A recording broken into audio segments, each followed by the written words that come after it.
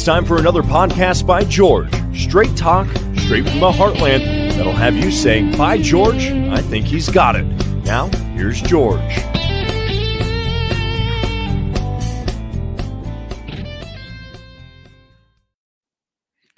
Well, hello, hi, how are you? Welcome on in to another podcast by George. I think it's working. I think we're live. We're live on Facebook this morning, and we've got an old buddy, an old friend, soon becoming that way. He's been on a couple of times now, maybe 3 times, and I really like this guy. It's Semler. He's the co-founder of Security Policy Reform Institute, a grassroots-funded U.S. foreign policy think tank. And to my mind, he's like the people that I follow. I mean, he's like Jimmy Dore, the Gray Zone, Matt Taibbi, Lee Camp, Aaron Mate, and of course the inimitable, the great Matthew Ho that comes on the show all the time. I mean, this guy gets it, folks. He's all over it. And we're going to get right to it today. We're going to talk about the breaking news in Ukraine, the troops that are being massed there. There's something that a lot of people aren't aware of. This is almost fait accompli when it comes to the money side of this. There's money moving through Congress, just like it always does, rubber stamp for the military. And we've had Stephen Semler on before to talk about that, and a lot of people are unaware of it. He just did a great Substack contribution along those lines, and we're going to talk about that. And let's see if I can get him on in here. Let's welcome him to the podcast by George live line. Good morning, Stephen. Morning, George. Thanks for having me on. Yeah, we're going to get to your writings here, and one of these graphs that you do, these graphics that are so good. I tell people they're good for people like me because I'm a visual guy. I mean, I read, but there's nothing like seeing a picture for me. And we're going to get to that here a little bit later. But I'm going to start off with something that I know you follow. And of course, that's the front page of the New York Times today. Yeah, and he sees what, and he's already giggling a little bit because he sees what I've highlighted there. The U.S. won't bow to Russia over who can join NATO. And I looked at that headline, Stephen, and what the hell? It isn't about who's joining NATO. This isn't like a club and we're having a dispute and a potential war, a potential world war if things go wrong over a membership role. This is about sovereignty. This is about weaponry. This is about threats perceived by Russia and expansionism and imperialism and a lot of things. But I never viewed it as a membership issue. So let me okay. So I wanted to get into that. The U.S. won't bow to Russia over who can join NATO. Now, I want to encourage people to look at the front page of the New York Times because this sticks in my craw, and it always has. This is an unusual way to do this. Now, there's a news analysis here, engaging in a risky war of words. Now, that's an opinion piece by that author. That's what analysis is, folks. It's this author's analysis of the situation. Well, right next to it is more of an information, supposedly fact-based piece. White House orders 3,000 troops into Eastern Europe. That's happening, folks. I mean, that's a fact. At the very least, that's what's happening. But this goes on the front page of the New York Times. And Stephen, I've always thought you could really understand how people can be confused over what's opinion and analysis and what's real news and fact. That's right. I think the key distinguishing factor between the two is if you're just going to breeze through both, is to look at numbers. Those are the things that obviously stand out to me. And also just ones that paint a historical context. In the New York Times piece, I didn't read it, but just based on what you've had on the screen right there, it doesn't look like there was much historical context provided there because, Russia's demands aren't anything new. They've been saying this for the last 30 years about their concern over militarization along their western flank. Yeah. And let me see if I can get this to come back up now. Okay. So, and this is covering up a little bit here. I'm just getting comfortable with this new technology, but that I'm using for the live streams. Okay, so the news analysis is here on the left. Let me see if I can bring this up so that I can read this here. Get rid of that. No, that isn't going to work.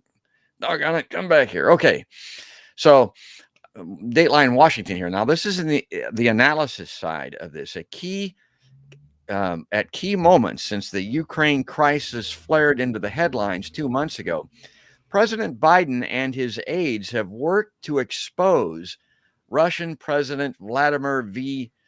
Putin's plans. Okay, so I got to laugh about that a little bit because that's being exposed. That information, that intel, is coming from these these intelligence agencies that we have that do their own work along these very same lines. I'm going to jump down to this next piece here. The administration has revealed information that one could obtain only by penetrating, at least to some degree, Russia's military and intelligence systems. The Pentagon declared publicly that the force Mr. Putin was assembling on 3 of Ukraine's borders would reach 175,000 or more before an invasion began. Again, you could easily get confused and think, my God, it's happening. Now they're saying that this could happen. And here's what's interesting, and I wanted to get your take on this, Stephen. A piece of data one cannot discern from looking at a satellite photograph.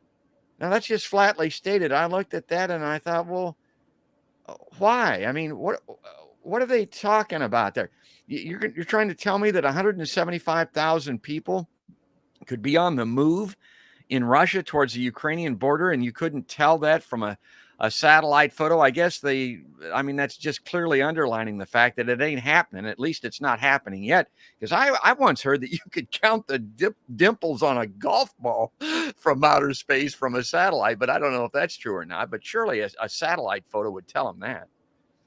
Sure. And a good way, if they, radically overestimated that amount, a good way to ensure that Russia sends more troops to the border is by the U.S. sending a ton of military gear and continue to ramp up escalatory discourse and threatening language. Yeah, and it's happening. The language is happening. The troops aren't on the move yet, but it says a few weeks later, it said Moscow would try to stage a provocation, a false flag attack on its own forces or allies to create a pretext to act. And I look at that and I think, oh my God. Again, this is coming from those intelligence sources that I mentioned.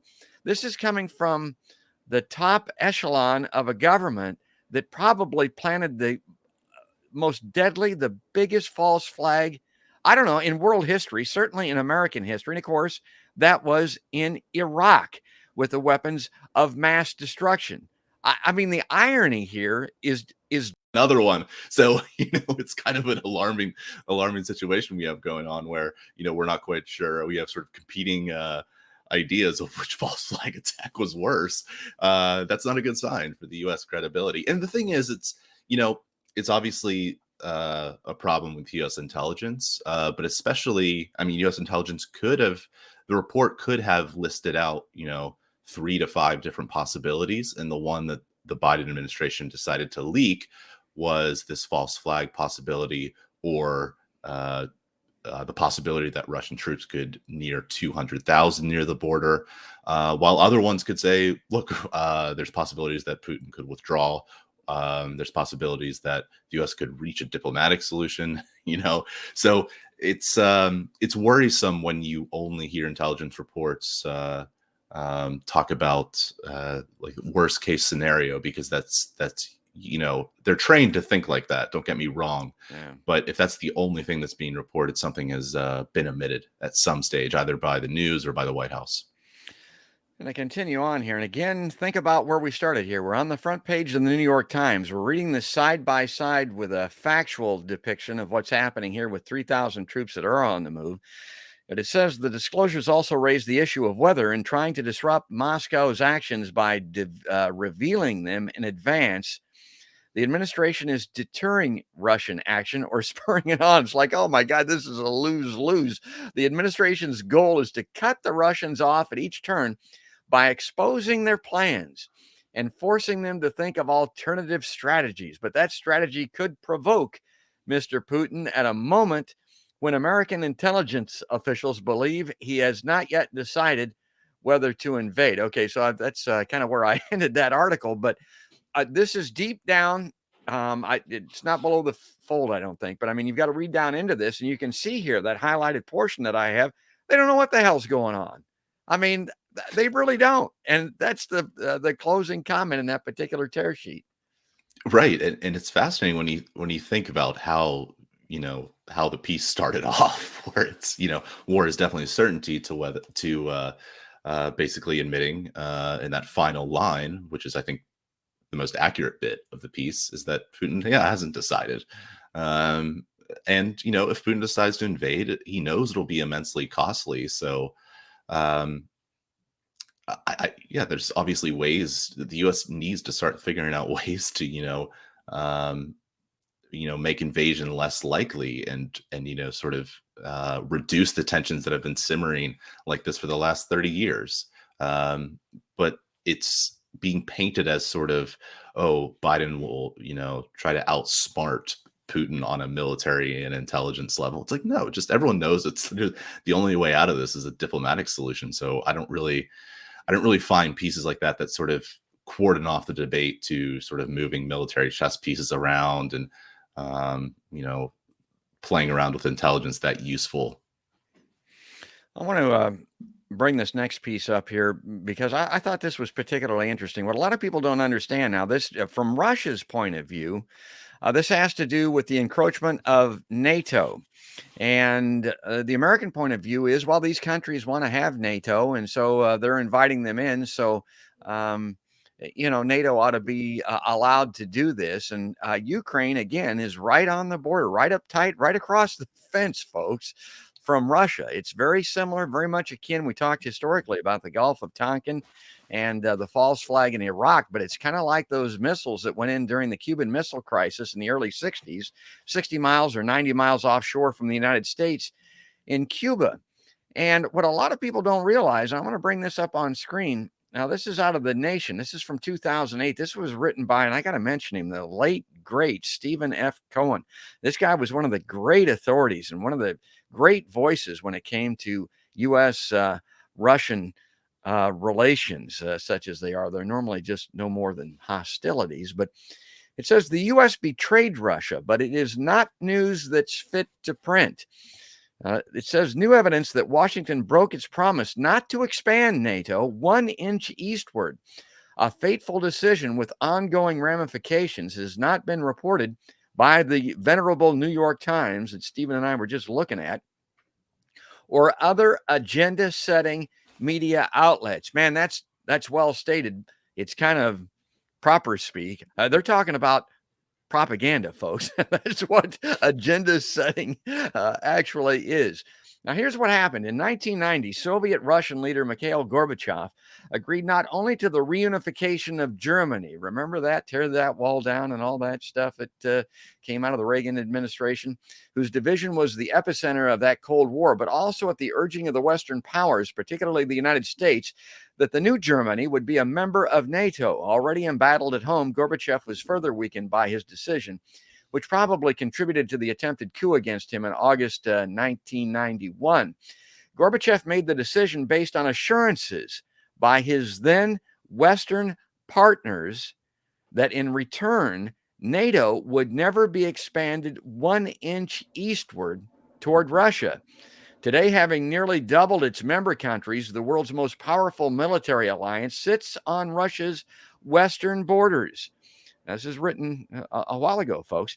At the time, it was known that President George H.W. Bush had specifically persuaded Gorbachev through Secretary of State James Baker's not 1 inch and other equally emphatic guarantees. Ever since Bush's successor, President Bill Clinton, began the still ongoing process of NATO expansion, its promoters and apologists have repeatedly insisted that there was no such promise. And I'm seeing that, Steve. And I mean, that's pretty prominent. People are saying that that's a myth, that it didn't happen, but not according to The Nation. And again, not according to Stephen Cohen. And that dude knew. It said that it had all been a myth or a misunderstanding. And moreover, that NATO's vast expansion had been necessary. And it's been a great success. Actual myth that Cohen also discusses. Okay, so I want to go on. I don't want to read too much here. I hate to do that when I have guests like Stephen on, but okay, so that goes back to that New York Times article. So, I mean, you got to look at two sides of these issues, particularly when a potential war and something bigger than a local war is looming. There are two sides to this story. And I'm looking at Russia's side and I'm thinking, well, they don't want missiles pointed at them out of the Ukraine. They don't want NATO coming into Ukraine. They've already advanced where they said they wouldn't, but they don't want NATO being Ukraine being a member of that right on their doorstep. So I don't have sympathy for Putin. I'm not an apologist for that guy. I mean, don't get me wrong, but I can see that side of the coin. You have to make proper analysis. I mean, a lot of the discourse, like in the New York Times and popular media outlets, just sort of portray Russian behavior as if it's just sort of random, and that Putin's just doing it just for the sake of doing it. And one, can't be talked out of it, and two, isn't behaving rationally. It's just behaving dangerous to just behave dangerously. And that's not true at all. I mean, Russia has its own, national security interests, just as the US does. Putin has his own sort of political philosophy, as does Russia's own national security blob. Yes, it has its own national security blob, just like the US does. And there's competing factions within it and within the Russian government that are arguing, different things. But there has to be some sort of, not sympathy, but at least understanding that we're dealing with human beings here. And like, this behavior isn't just falling out of the sky. This is a long buildup. And I had not, I'm thankful you brought up that nation piece. I had not seen that. But not that 1 inch forward thing. But I've read elsewhere, and I think it's well documented, that there was, several agreements and numerous discussions that there would be limits on NATO eastward expansion. I mean, that's what this thing is about. And by extension, not just, NATO extension per se, but the militarization of Russia's western flank. You brought up the Cuba analogy. I think that's good. And a reminder that the Cuban missile crisis was resolved with the U.S. also removing some of its missiles from Turkey, from Russia's, doorstep. Yeah. So I just don't, when you say like, I'm not a Russian apologist, it kind of like, it's like I've found myself making that, clarifying statement too, when we really shouldn't have to. We're just approaching it like normal human beings here. Well, and that's going to bring us to the most important tear sheets that I want to show here. And that's from your Substack article that came up recently, because the irony about this, and my God, I mean, we laugh. It's not a laughing matter, but honest to God, we're talking about Russia maybe moving around troops and doing things within its own borders. Here we are running around out there with NATO on their doorstep in the Ukraine, missiles and weapons and bases and stuff all over the place. But Russia is being criticized and watched very closely. And these articles are coming up on the front page of the New York Times because they're doing things. And you think, oh, my God, they're doing something. Well, Stephen points out in his Substack, we're doing stuff here, too. We just may not be aware of it. Let me bring this up and show this. Now, this is the open Congress to triple U.S. military aid to Ukraine without the public's consent. And I would add to that, or knowledge. I mean, I watched and followed the news pretty closely when this appeared. This was on January 31st on Stephen's Substack. I thought, well, what the hell is this all about? And I highlighted this so that people can go to his sites, go to his Twitter feed, go to his Patreon, and sign up and support this work. So that's what that little highlight's about. Okay, so yeah, here's and this is great because this is how his newsletters work. And so here we go. Situation. I mean, this is what I want. Give me the situation. The United States House of Representatives is planning to vote this week on a bill that would provide a ton of military aid to Ukraine and unlock the option for Biden to enact severe sanctions on Russia. Okay, I'm getting, what's that noise? Can you hear that, Stephen? That's sort of mooing. Yeah, I'm getting a little bit of feedback. Might be my headphones are too loud. Okay. That might be a cat snoring. Oh, maybe that's what it is. Yeah, my headphones are up high, so I probably, our audience can't hear it. Okay, I'll read this on. The bill is sponsored by Democratic leadership, but there's a similar bill on the table written by Republicans. Now, both parties are taking a hawkish approach. Okay, so There's no dovish report. They're both taking hawkish approaches, folks, and could meet in the middle for a predictably hawkish compromise. Two of the main differences between the Democrats' bill and the Republicans' bill are the structure of the punitive sanctions on Russia and the military aid provided to Ukraine. So everybody's talking military. These sanctions do get mentioned once in a while, but you know, I got to tell you, Stephen, and I'm not a history expert, don't get me wrong, but I think a lot of times about World War II, there are people that will say the War of Japan started because of sanctions, basically, because we cut off their oil through a sanction type event. So I don't know what we're planning to do to Russia as far as sanctions are concerned, but if they're anything like some of the sanctions that we've got around the rest of the world, if we plan to cut off their food, their medicine, their contact with Eastern Europe, as an example, energy, all those types of things, I mean, this could get really hairy really fast. Well, let me get to this key paragraph here. Regarding the latter, this is a part that I wasn't aware of. The Democrats' bill has $500 million earmarked for military aid. The Republicans' version authorizes an indefinite amount of military aid through the enhanced lend-lease arrangement that would give Biden privileged authority to lend or lease U.S. military equipment to Ukraine without having to pay much mind to what Congress or the U.S. public, folks like Podcast by George and Stephen Semler, think about it. I mean, they couldn't care less. What the hell is this, Stephen? I never heard of this thing, this enhanced lend-lease arrangement. What is that?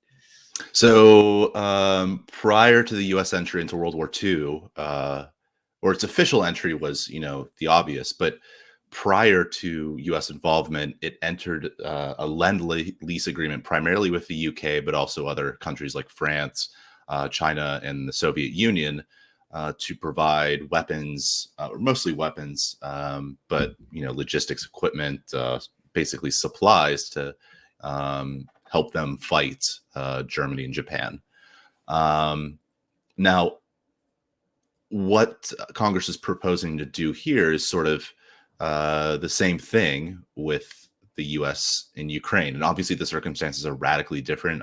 The World War II analogies make me uncomfortable, but through this proposed legislation, essentially what Biden will be able to do is he wouldn't even have to go to Congress for money because this lend-lease agreement doesn't necessarily require public funds. I mean, it does. It will cost something, but it's putatively free because it's on a lease basis. Now, in World War II, a lot of the stuff that the U.S. lent these countries was destroyed, or they were never paid back in any way. So eventually, the U.S. will pay for it, but it's a way for Biden just to have sort of unilateral authority, which is it's an idea that's pushed more by Republicans, which is odd. Considering that they hate Biden. Yeah. But this is the same thing Democrats did with Trump. They provided Trump with a ton of unilateral authority to conduct strikes, and would spend on the daytime talk shows being like Trump is bad, but then the next morning come around and authorize a lot of military spending for Trump, and also just executive authority to carry out U.S. military operations. Yeah, they jumped his defense budget, the NDAA. I mean, every year of his administration, basically. I mean, the money just kept pouring into Trump from both sides of the aisle. It still is with Biden. We got out of Afghanistan, $300 million a day being shot through a hole there, basically. And when that happened, I mean, real cynics, and I would consider myself to be almost an ultra cynic, I looked at that and said, they're not going to let that money go to waste. That money's going to be put in somewhere else. They're going to spend that someplace.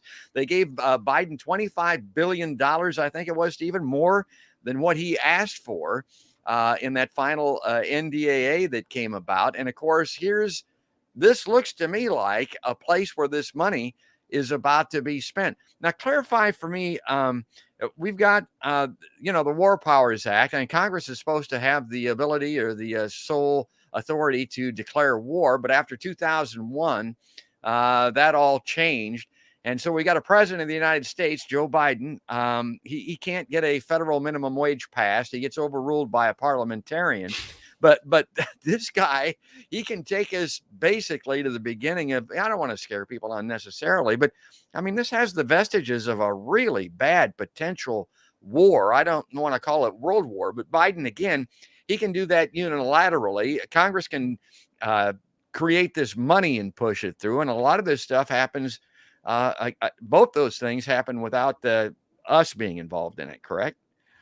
Precisely. And military aid is escalatory in a couple different ways. The obvious one is that if you just dump weapons into Ukraine, that's obviously going to change Putin's calculus. Now, the U.S. would have to give so much military equipment to actually change the outcome of, Russian invasion. The military balance is skewed so far in Russia's favor that the weapons that the U.S. provides Ukraine is essentially so to hedge against a Russian invasion wherein the U.S., Ukrainians could fight a prolonged insurgency against the Russian occupiers. Now, that is a very grim policy choice by the Biden administration, because you're essentially endorsing, we just want to maximize costs to the Russians. No, the costs, Russians will have their own costs to deal with when it comes to, holding a country of second largest in Europe, and a country of 40 million, and not to mention the sanctions. But the costs of that policy proposal will weigh especially on just the ordinary Ukrainians, and by extension, ordinary Russians and other Europeans. The other reason why military aid is escalatory is because it involves U.S. military advisors going to the place where the aid is being delivered. Oh God, advisors. Yeah, you're talking to somebody that was a kid in the Vietnam era. I mean, anytime somebody says advisors, I think, my God. And of course, Afghanistan. That's Matthew Ho. That's what he talks about all the time. It starts with these damned advisors.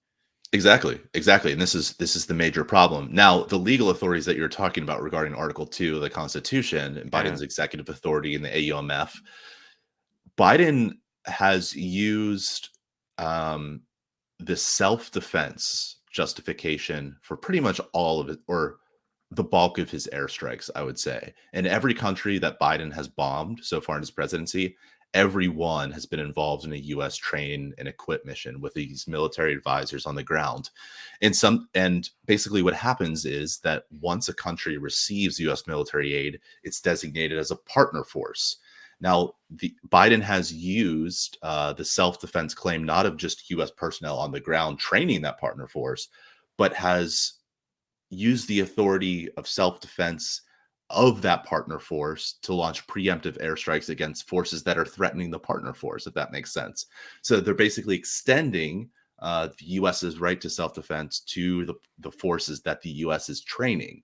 Now, this is, Russia doesn't want Ukraine to join NATO, and this collective self-defense thing is sort of the premise upon which NATO is built. So obviously this is, terrifying for pretty much everyone involved, or at least people located there, because they realize that Biden can scale up this war extremely quickly without a formal declaration of war. He just has to say, I was defending U.S. military advisors, or I was defending our partner force, the Ukrainian military, from an imminent attack. And of course, imminent doesn't require any proof; it just requires the president to say so. So military aid is escalatory for that reason. One, just because of the military equipment itself, and two, because it just opens up this pathway for escalation regarding Biden's executive authorities. We're creating a self-fulfilling prophecy, basically. Yeah. I mean, we're painting Russia into a corner here. NATO is supposed to be this protection device to, like Russia's going to invade Germany or some damn thing. I mean, it's been outdated and is nothing but a weapons sales force, and has been for a long period of time. Before I move off of the escalatory thing, now this is right off your Substack.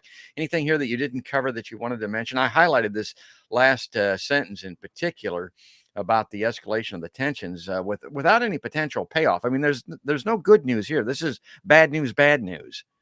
No, I mean, in order for U.S. military aid to tip the balance into Ukraine's favor to actually deter Russia from invading, again, if Russia wants to invade or decides not to invade, it won't be because of U.S. military aid. It'll be because of the potential for sanctions, the cost of invading and occupying a massive country with, tens of millions of people in it. And along with, just loss of credibility on the international stage, those are the costs that we worry about. It won't be because of U.S. military aid, but the U.S. wants to provide it anyway. Even though it won't necessarily deter an invasion, it won't tip the balance. They just want to, impose costs on Russia should it invade. But it is, still at the same time, even though it's functionally useless, it's politically, it's still very meaningful because of the things we just discussed, because it's escalatory, because it opens up a wide possibility for Biden to act unilaterally at sort of a drop of a hat. Conflicts on a hair trigger when you introduce military aid in this way. Yeah, and it's conventional military, and it's also this nuclear weaponry that's owned by both sides. And there's always the potential, as I mentioned, the 2020 world that we live in. We can be dead in 20 years from climate change. We can be dead in 20 minutes from an accidental nuclear launch from a submarine, from one of these tactical weapons that they have, tactical nuclear weapons that are available. Let me go to this because I like to read these for our listeners here that can't read along visually. These go out on audio also. But all told, with their latest bill, Democrats signal that they're planning to authorize at least $1.2 billion in military aid to Ukraine for fiscal year 2022, or nearly triple of last year's amount, itself a record high last year. Now, that would put Ukraine just behind Egypt and Israel among the highest recipients of U.S. military assistance. This is a major shift in U.S. policy with potentially catastrophic consequences made without any input from the public. And this is great. I love he's a bit of a wordsmith, too. This is a great bit of wordsmithing here. This is ruling, not governing in its truest context. Okay, so let's bring this chart up, because this is the visual part of it. Talk us through this, Stephen. I mean, that's, oh my God, that's at 1.2. But, and I look at that and think about all of the domestic programs and policies. I mean, people in Flint still don't have clean water. All of these things in this country that the deficit hawks just can't seem to find money for, that they pitch a fit over. No problem at all. Rubber stamping this going through immediately, kind of behind the curtain. And most of us aren't even aware of it. Right. And for all the talk of how do you pay for it, I mean, Congress is proposing, or in the Democrats' bill, they're proposing $500 million in additional military aid, and they're designating it as emergency supplemental funding, which means it doesn't apply to the budget caps that they set. Now, wouldn't that be a nice privilege to give the climate change or the COVID response, where you can really sort of say, look, this is so important that we're not going to pay attention to these arbitrary budget caps that we set, that we're going to say money is besides the point at this point. The threat is too great. Now here, Congress won't do it for climate change or for the COVID response, but will rubber stamp, a $500 million increase in military aid to Ukraine, just like that, without any sort of public debate. Now, again, I mean, the U.S. military aid thing benefits because it sounds like it isn't escalatory, because it's labeled security cooperation, because it's labeled as preventive or having a deterrent effect. This is just an arms dumping program. What the specific mechanism, and I might be getting too much in the weeds here, so feel free to edit this out. But the mechanism that most of this aid is given to Ukraine through is essentially a gift card. It's called the Foreign Military Financing Program.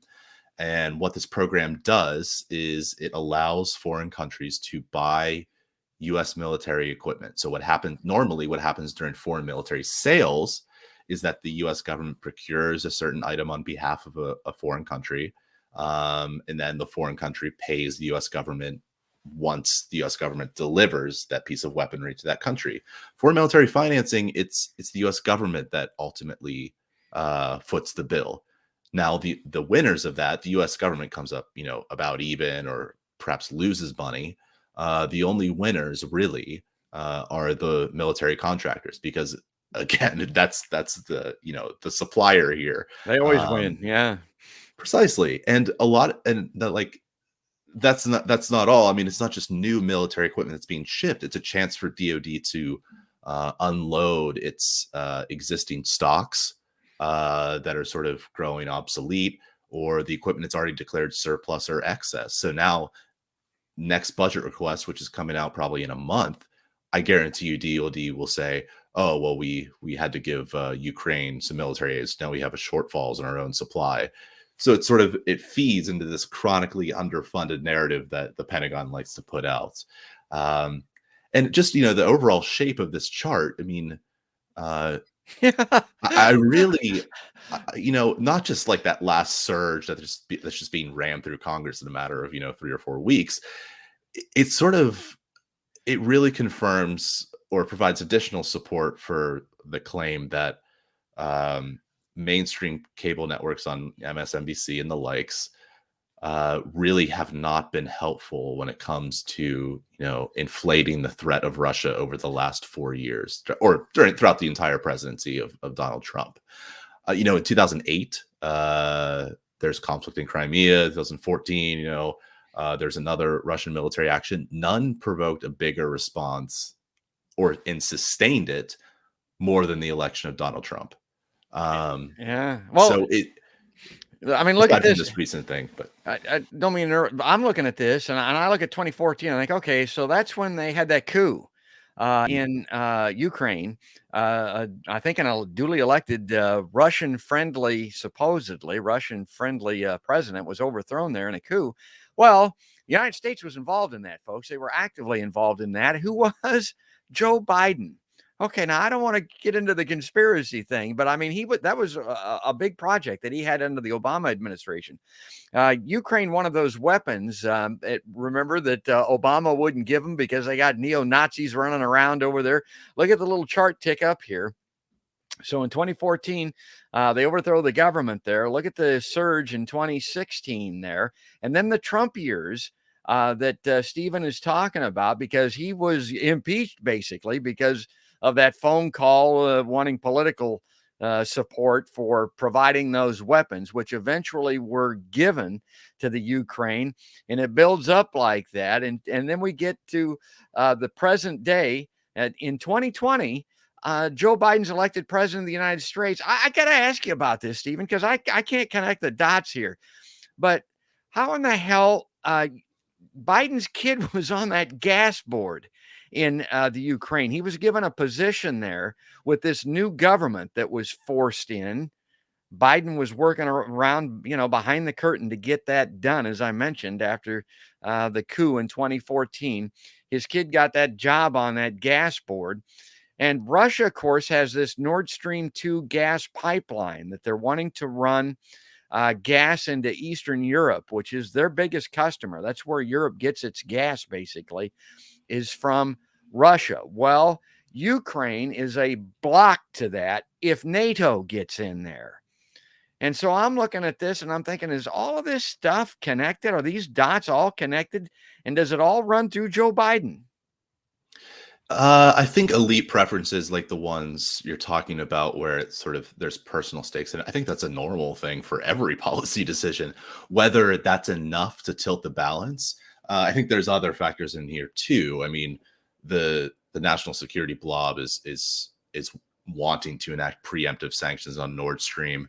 It's not just Republicans. The Nord Stream sanctions that are being pushed in Congress, they have Ted Cruz's name on it.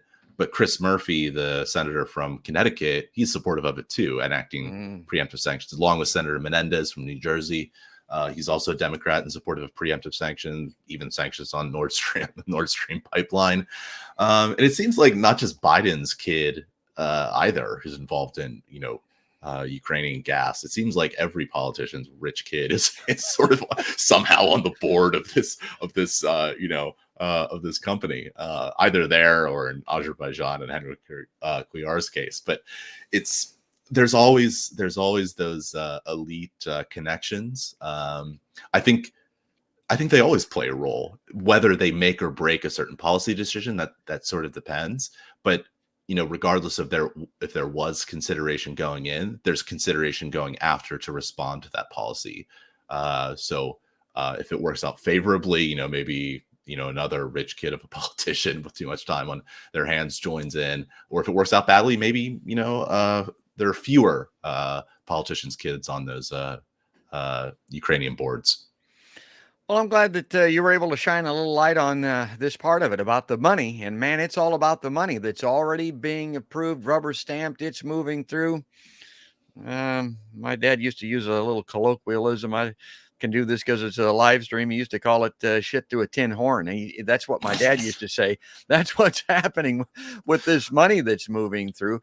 And the rest of this, I mean, it just couldn't be more serious. I mean, so it's great to be able to shine some light on this. I would just encourage people here in closing for my part of it, Stephen, just like we did with those New York Times articles, look very closely.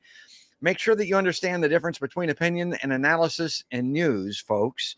Make sure when you're looking at these articles that they're not quoting unnamed sources that are coming from the same intelligence agencies that are on record via that gas bag Mike Pompeo, basically, that they lie, cheat, and steal all the time to all of us. And it's proven that they have from the Gulf of Tonkin to Afghanistan, basically. I mean, you gotta, when you start seeing those unnamed sources, when you start seeing those unnamed intelligence sources, start having a critical eye at the very least. Stephen, what would be your little wrap up here? How would you put a bow on this?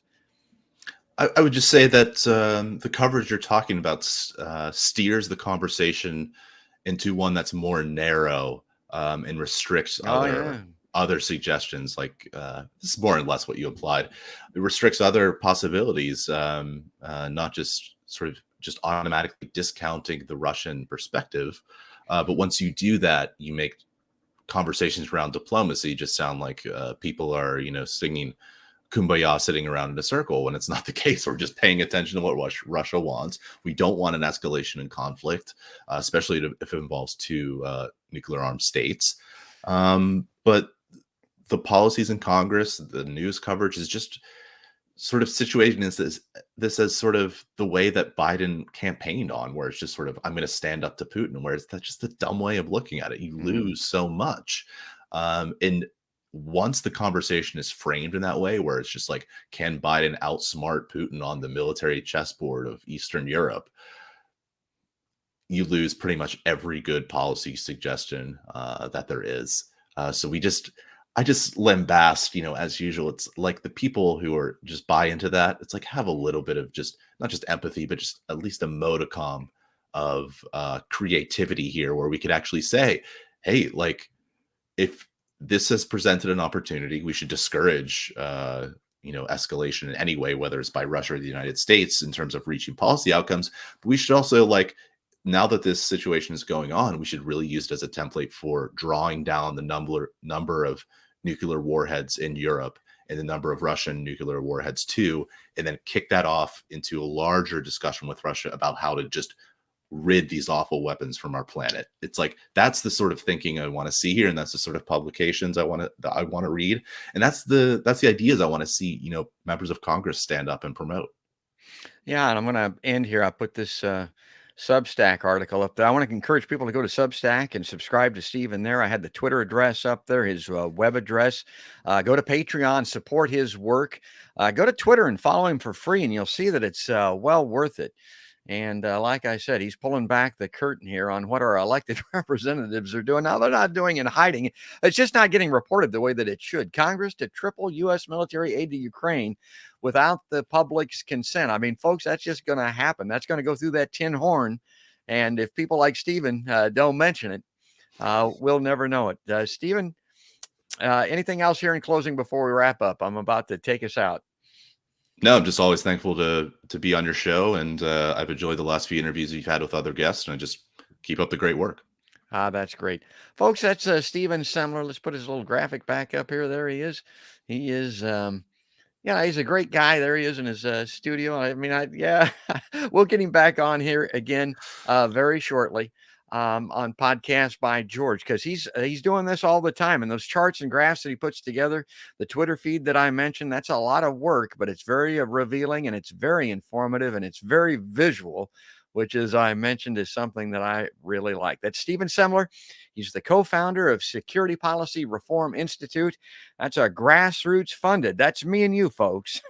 He's not getting his money from the military industrial complex. Raytheon is not contributing to his website. Believe me, it's a U.S. foreign policy think tank. And folks, if you like Podcasts by George, if you like seeing guests like Stephen Semler, if you like the kind of work that those folks are doing, you can follow along and see them on my show, and it's all free. Just go to podcastbygeorge.com, subscribe, ring the notification bell, the little icon where you would like to follow us, whatever platform you like. It could be iTunes, it could be Facebook, YouTube, Stitcher, Amazon Music, if you've got that, any place like that where podcasts are seen or heard. But that is going to do it. That's going to wrap it up. That's all there is. And there ain't no more. That's another podcast by George.